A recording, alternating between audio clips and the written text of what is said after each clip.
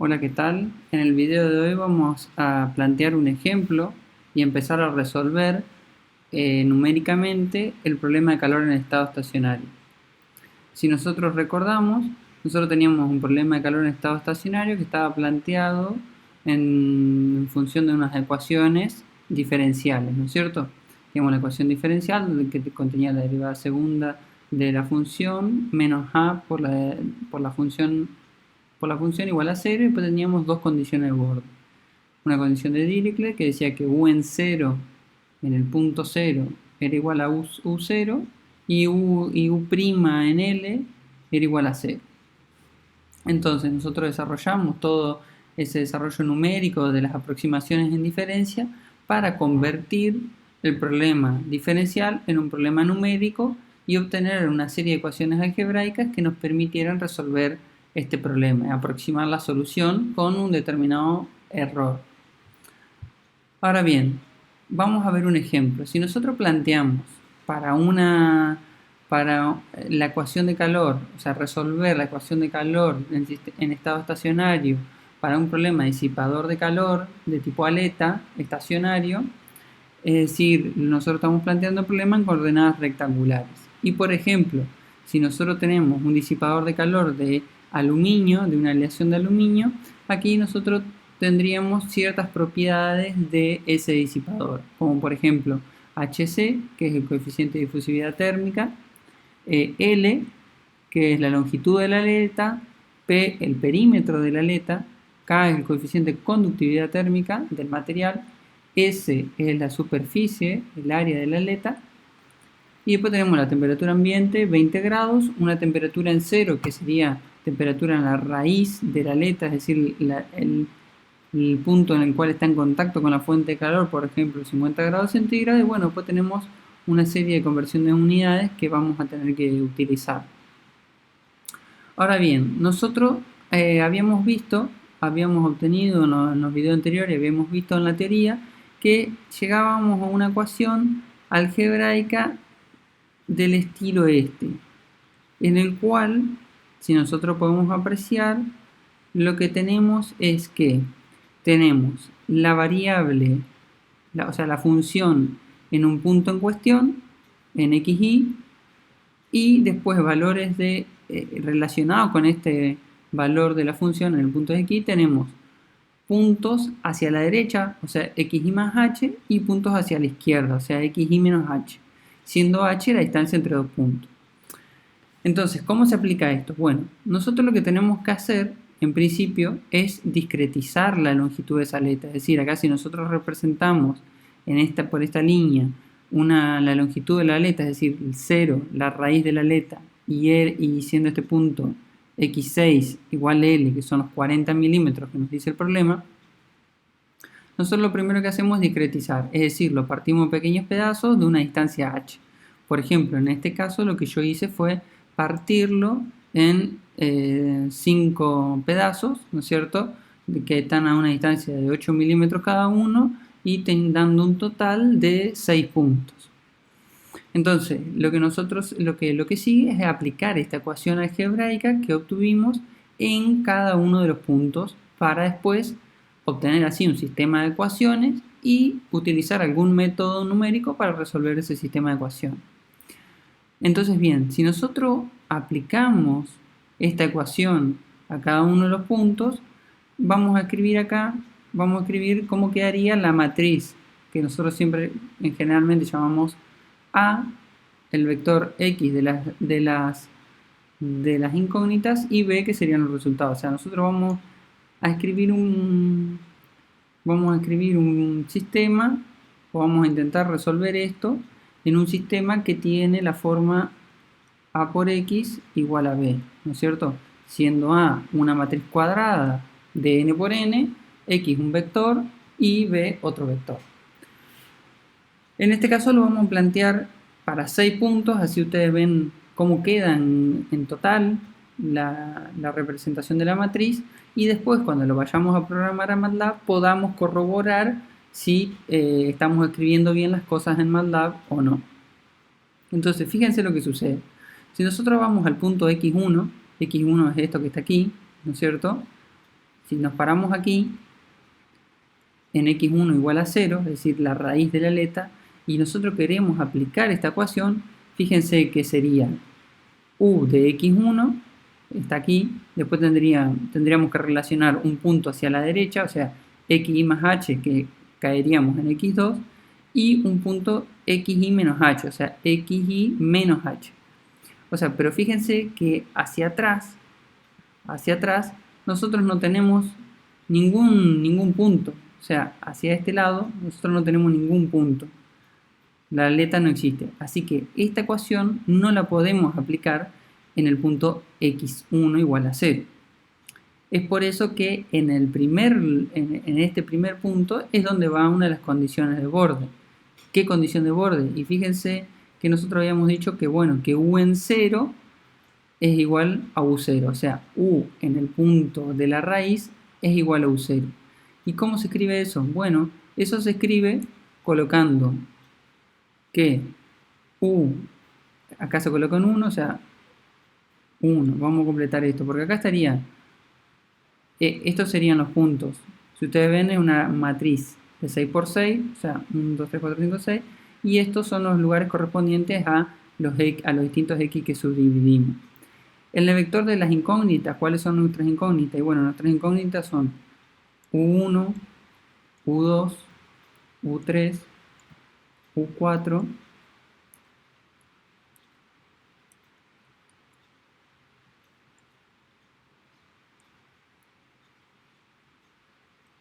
u5 y u6, que son los valores de la función en cada uno de los puntos que hemos planteado. Entonces, la condición de borde que dice u en 0 es igual a 0, o sea, sería u en 1 es igual a u0. Es decir, que eso lo escribimos así. Ponemos un u0 aquí, y fíjense, sería 1 por u1 es igual a u0. ¿Qué sería la condición de borde esta de u en el punto 0 igual a u0? ¿Está bien? Todos los otros puntos en ese caso no intervienen, así que completamos con ceros esta matriz.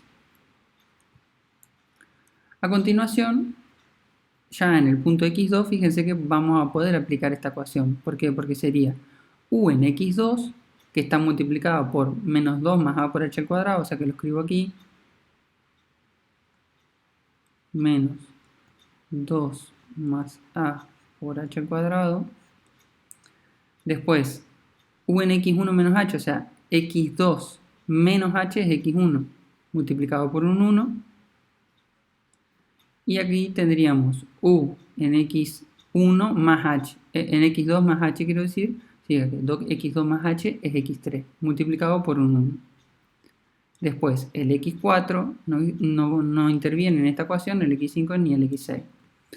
Si nos vamos al punto x3, sería u en x3 multiplicado por menos 2 más a por h al cuadrado. O sea, u en x3 sería acá este, multiplicado por menos 2 más a por h al cuadrado.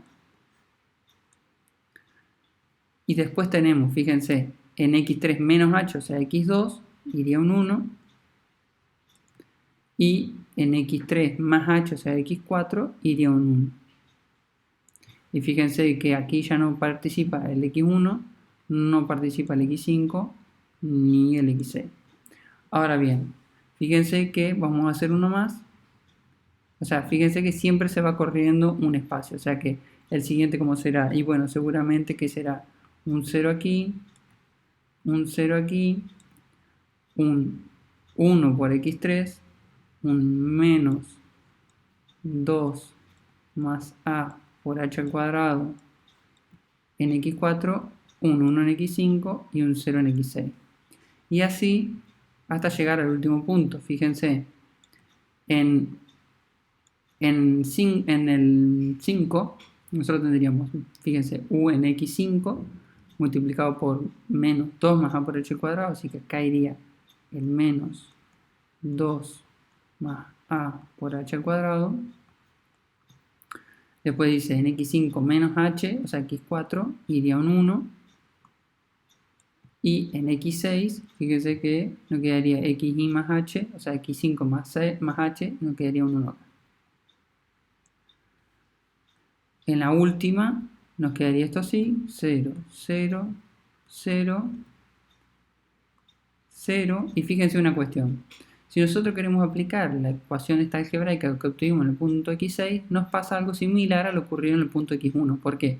Porque en el x6 nosotros decimos, bueno, u en x6 por 2 más a por h al cuadrado, en x6 menos h, que es x5, o sea, 1 por x5, y después necesitamos un punto a la derecha. Nuevamente, nosotros no tenemos este punto a la derecha, fíjense, no existe, el x7 o en x7 no existe, y por lo tanto la ecuación esta algebraica no vale en este extremo. Así que como regla general, la ecuación que nosotros obtenemos de aproximaciones por diferencia no vale en los bordes, vale solo en los puntos interiores, es decir, de x2 a x5. Es por eso que nosotros siempre necesitamos la otra condición de borde.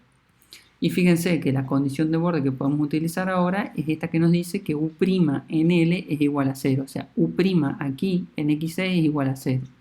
Si la derivada de la función es igual a 0, quiere decir que si nosotros tuviéramos una gráfica, vamos a hacerlo aquí, si nosotros tuviéramos una gráfica, la función hace una cosa así, y en x y la derivada en estos dos puntos, digamos, es una recta horizontal, disculpe que dibujo, pero una recta horizontal, es decir que no tiene cambio la función en ese punto, es decir que esto y esto, la función, si acá tendríamos el punto u en L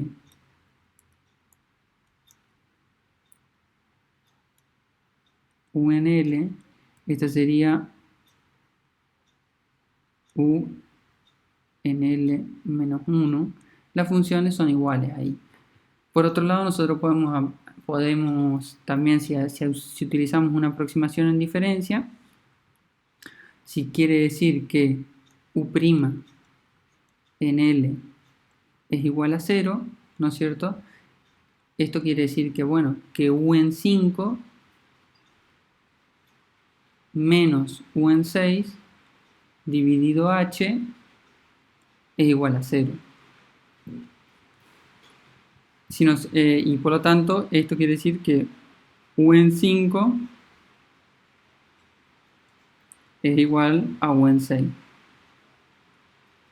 Así que lo que nosotros podríamos escribir acá en este caso es poner un 1 aquí y un menos 1 aquí, ¿cierto? Si le cambiamos el signo es lo mismo, esto diría menos u5 más u6 es igual a 0, o sea, no hay cambio. ¿Está bien? Y todos estos valores siempre son 0. Fíjense que en los puntos donde aplicamos la ecuación algebraica siempre está igualada a 0. Así que de esta manera nosotros tendríamos armada el problema numérico a resolver. Siendo estas las incógnitas, nosotros tendríamos que despejar o ver cómo resolver este sistema.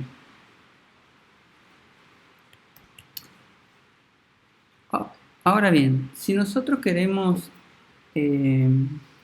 resolver esto en MATLAB, recuerden que nosotros teníamos la command window, que es el lugar donde se hacen los cálculos y nos entregan los resultados, y también teníamos la posibilidad de escribir scripts. Es decir, los scripts nos permiten escribir pequeños programitas con una serie de instrucciones que las podemos repetir, cambiar algunas variables. Entonces lo que vamos a hacer primero es hacer un nuevo script. Es decir, en la pestaña de Home, decimos nuevo script y ahí se nos abre el editor de los scripts. Recuerden que todo lo que nosotros escribíamos después del signo porcentaje eran comentarios. En general es interesante comentar todos los programitas porque así de esta manera cuando nosotros lo abrimos en un futuro sabemos a qué hacía referencia dicho programa. En este caso lo que nosotros podríamos escribir a modo de título es que este programa va a ser para la resolución del problema de calor en estado estacionario, en coordenadas rectangulares si quieren, para tener un poquito más de precisión, ¿no es cierto? Ahora bien, nosotros podemos ir subdividiendo este archivo de manera tal de ir comentando, ir teniendo buena información, o se puede escribir todo junto. ¿Cuál es la recomendación? Mejor, cuanto más comentado esté, es mejor, porque en el futuro después lo vamos a querer modificar este script y no vamos a saber a qué se refería cada una de las cosas. Entonces, por ejemplo, nosotros podríamos poner un título que vamos a definir en la primera parte la geometría del problema. En este caso, como nosotros dijimos, teníamos la aleta tiene una longitud de 40 milímetros. Bueno, esto sí no lo podemos escribir, deberíamos poner L igual a 40, punto y coma, y acá nosotros podríamos hacer un comentario de longitud de la aleta en milímetros. Fíjense que todo lo que está comentado se puede escribir con acento, se puede usar cualquier tipo de símbolo, no hay ningún inconveniente. Después, lo que nosotros podemos definir es el perímetro de esa aleta, que según los datos del problema tenía 108. De vuelta, este sería el perímetro de la aleta en milímetros al cuadrado. Y después S, que sería la superficie de la aleta, el área de la aleta, que son 200 milímetros cuadrados. Fíjense que yo siempre escribo el punto y coma. Esto es importante para que todas estas variables se carguen en el MATLAB y no se muestren cuando nosotros ejecutemos acá en el Command Window. Sí van a aparecer en el Workspace, pero no necesariamente se van a ejecutar. Entonces, nosotros tenemos, esta sería la superficie, la superficie del área de la aleta. Perdón, este eran milímetros y estos son los que son en milímetros cuadrados. Ahora bien, lo otro que nosotros podríamos definir serían las propiedades térmicas del material. En este caso nosotros vamos a utilizar datos de una aleación de aluminio, que es en lo que en general están hechos estos disipadores que se encuentran en los procesadores, los microprocesadores. Entonces, esto tiene un HC que es igual a 200. Este es el coeficiente de difusión superficial. Y fíjense que este HC en realidad está en las unidades vamos a poner así, este HC está en watts sobre metros cuadrados por Kelvin. Fíjense que acá me apareció un tildecito anaranjado. Esto quiere decir, ya es una advertencia, digamos, sencilla, que dice, ¿por qué no le pones un punto y coma? Entonces, le pongamos el punto y coma, fíjense que ya cambia a verde, el programa no tiene ningún tipo de advertencia ni sugerencia. Y después teníamos también K, ¿no es cierto? Que era que este tiene un valor de 164, que es el coeficiente de difusividad, el coeficiente de conductividad térmica,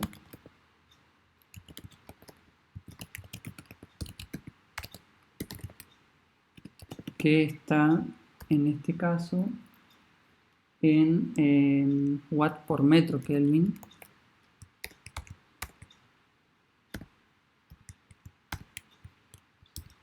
Por metro Kelvin. Ahora bien, fíjense, una cuestión que es muy importante es que las unidades deben ser consistentes. Estos coeficientes están calculados en metros cuadrados, y nosotros hemos puesto las longitudes, las geometrías en milímetros. Entonces, sería importante hacer una conversión de las unidades, ¿no es cierto? Que lo podríamos escribir así, aparte, o lo podríamos convertir directamente ahí. O lo podemos poner abajo si quieren, cosa que nosotros definimos, después metemos las conversiones que sean necesarias. Entonces, por ejemplo, podríamos meter aquí conversión de unidades que en principio nosotros tendríamos que escribir. Por ejemplo, para el caso de los metros, nosotros deberíamos convertir los de los milímetros, perdón, de la longitud milímetros, deberíamos convertirla en metros. O sea, para convertirla en metros deberíamos dividir por 1000, ¿no es cierto? Un metro, 1000 milímetros, punto y coma. Fíjense que como previamente ya está cargado L, a L ya le hemos asignado el número 40, nosotros podemos decir aquí más abajo, decir, bueno, este L de 40, dividirlo por 1000 y sobreescribirlo en L. Y lo mismo vamos a hacer con P. O sea, P, le vamos a decir que, bueno, que diga que es P dividido 1000. Y con S podemos hacer lo mismo, vamos a decir, bueno, es S dividido 1.000.000.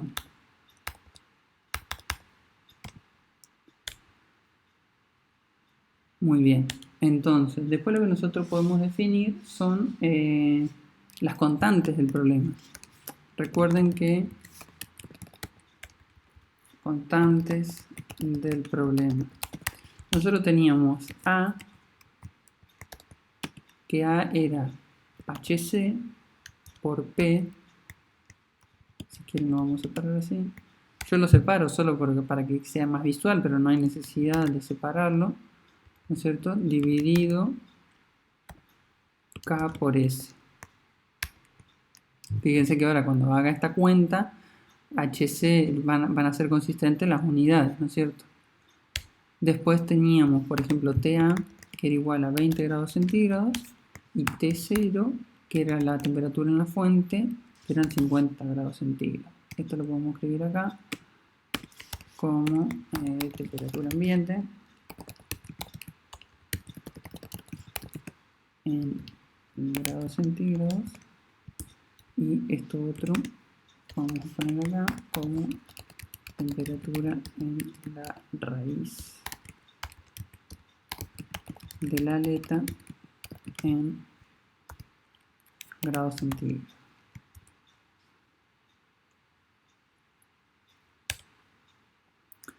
Y después podemos empezar a definir ya, por ejemplo, unas constantes del método, que por ejemplo acá entraría lo que sería n, que n sería el número de puntos en el cual nosotros dividimos la aleta.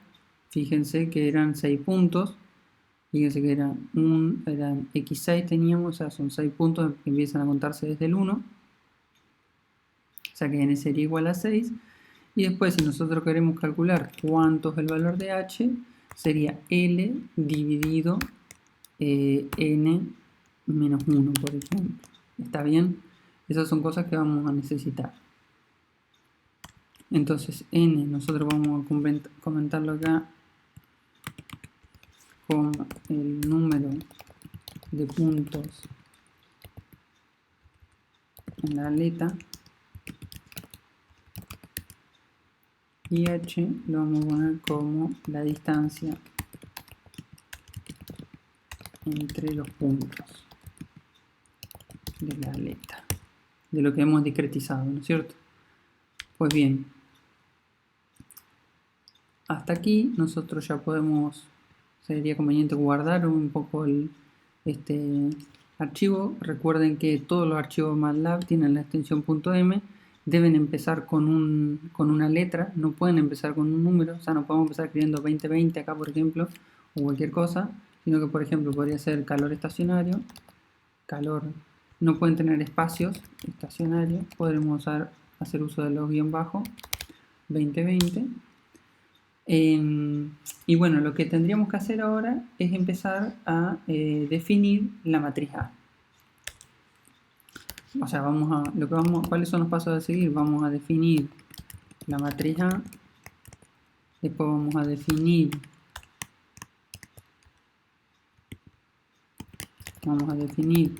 el vector B, y vamos a definir el vector de las incógnitas. Lo que vamos a hacer después es resolver el método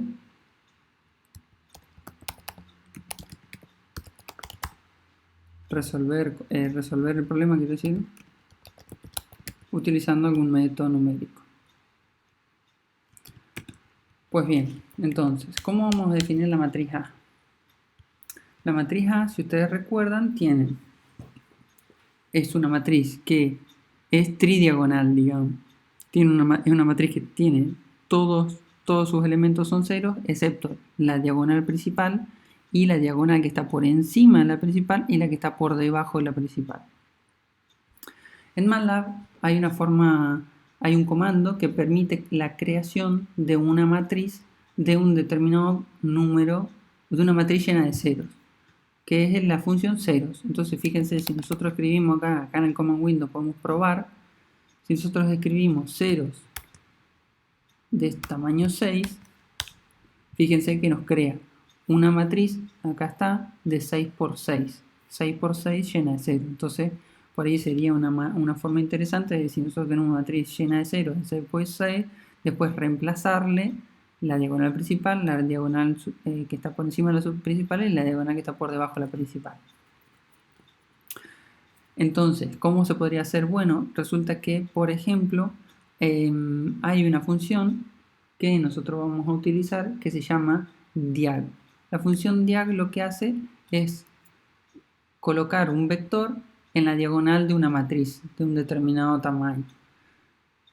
Entonces nosotros con esa función diag lo que vamos a hacer es, por ejemplo, definir una diagonal llenas de 1 y después sumársela a esta y entonces vamos a tener la matriz A poco a poco. Por ejemplo, vamos a definir primero, yo voy a correr este programita para tener cargadas las variables aquí. Fíjense que ya se ejecutó y se cargó todas las variables, así les vamos a ir mostrando algunas cosas. Si nosotros podríamos definir la diagonal principal como una D, bueno, la matriz A. La matriz A lo que primero vamos a hacer, la vamos a llenar de ceros, digamos. ¿De ceros? ¿De qué tamaño? De tamaño n. De esta manera, si nosotros cambiamos el n aquí, se va a cambiar aquí y la matriz va a poder ser de cualquier tamaño. Después lo que vamos a hacer es definir la diagonal principal. Si ustedes recuerdan, la diagonal principal lo que tenemos, excepto en el primero y el último lugar, tenemos esta cuenta, menos 2 más a por h al cuadrado. Entonces lo que vamos a definir es, bueno, un vector que tenga esos valores de menos 2 más a por h al cuadrado. Resulta que la forma sencilla de hacerlo, o sea, nosotros queremos hacerlo de una manera tal de que cuando cambiamos n se cambien los h, porque habíamos dicho que el tamaño del h era lo que determinaba la precisión del método. Todo esto sea automático, ¿no? Entonces, ¿qué forma tenemos de hacer eso? Bueno, fíjense que en realidad nosotros no hay algún comando que nos permita crear un vector en un caso de 10, en otro caso de 11, en otro caso de 30 elementos. Pero lo que sí hay es, por ejemplo, una función que se llama once. Entonces, si nosotros le decimos, por ejemplo, once de n por 1, fíjense que nos crea un vector, acá lo dice en nans, acá esto es un vector de 6 filas y una columna. Fíjense que si vamos, por ejemplo, a guardarlo, vamos a decir R, o vamos a decir C igual a once de n,1, eso es C. Y si nosotros decimos C por 2, por ejemplo, tenemos un vector que tiene los elementos 2. Entonces, usando este artilugio, vamos a hacer un vector que tenga todos sus elementos menos 2 más a por h al cuadrado. Entonces, es decir, nosotros vamos a crear una D que va a ser un vector de unos. ¿De qué tamaño? De n por 1. Esto es para que sea un vector vertical y no horizontal. Multiplicado por menos a por h al cuadrado. ¿Está bien? Y luego necesitamos otro vector que tenga la diagonal, los unos, perdón, llenos de 1. Fíjense que esta diagonal, tanto la que está por debajo de la diagonal principal como la que está por arriba, tiene una cantidad de elementos que es n-1. Es decir, si esta matriz debe ser pues 6 por 6, en esta diagonal por encima tenemos 1, 2, 3, 4, 5 elementos. O sea que tiene que tener unos, vamos a poner una de 2 igual a unos de n menos 1, 1, y ahí tendríamos los vectores creados. Ahora bien, como yo les decía, lo que vamos a hacer es hacer uso. Ahora lo que vamos a hacer es, nosotros podemos crear distintas matrices, sumarlas y así llegar a la matriz A que estamos buscando. Entonces lo que vamos a hacer es, por ejemplo, si nosotros hacemos uso de la función diag, fíjense lo que sucede. Nosotros hacemos, voy a correr esto para tener las variables cargadas. Fíjense, si yo aquí abajo pruebo escribir diag de D, fíjense que me crea una matriz llena de ceros que en su diagonal tiene cargado el vector D. Entonces, esto es práctico porque si la matriz A es una matriz llena de ceros y yo le sumo esta matriz nueva que tiene toda la diagonal con valores distintos de ceros, el resultado va a ser una nueva matriz que va a tener todo el elemento 0 menos la diagonal. Se podría, bueno, ahora que lo estoy pensando, se podría evitar esta A, pero bueno, no sirve para irlo explicando. Siempre estos scripts se pueden mejorar, se pueden agilizar, están en la idea de cada uno, ¿no? De cómo se le ocurre. Después si yo digo, por ejemplo, diag de D2, fíjense que me hace una matriz que tiene, ¿qué tamaño? 5 por 5, ¿no? Pero yo quiero que sea de tamaño 0 por 6. Lo que pasa es que el vector D tenía un elemento menos, porque en realidad esta diagonal no es la principal, sino que es una de las secundarias, o sea, una que está por encima o por debajo. Entonces la forma de meter esa diagonal por encima o por debajo es agregándole, por ejemplo, un indicador 1 o un menos 1. Fíjense, si nosotros ponemos menos 1, esta es la diagonal principal y el vector lo mete por debajo. Si nosotros ponemos un 1, fíjense que lo mete en una diagonal por encima y ahora sí tiene 6 por 6. Así que haciendo uso de todos estos comandos, lo que vamos a hacer es, vamos a decir, bueno, mira, A va a ser la matriz A original que está llena de ceros, más una matriz que tiene en su diagonal los menos A por H al cuadrado. No me olvidé nada, ¿no? 2 más A por H al cuadrado. 2 más A por H al cuadrado. Es así. Menos 2 más A por H al cuadrado. Más una matriz diagonal que tiene D2 en una diagonal por debajo de la principal y una matriz, y le vamos a sumar que tiene la D2 por encima. Entonces fíjense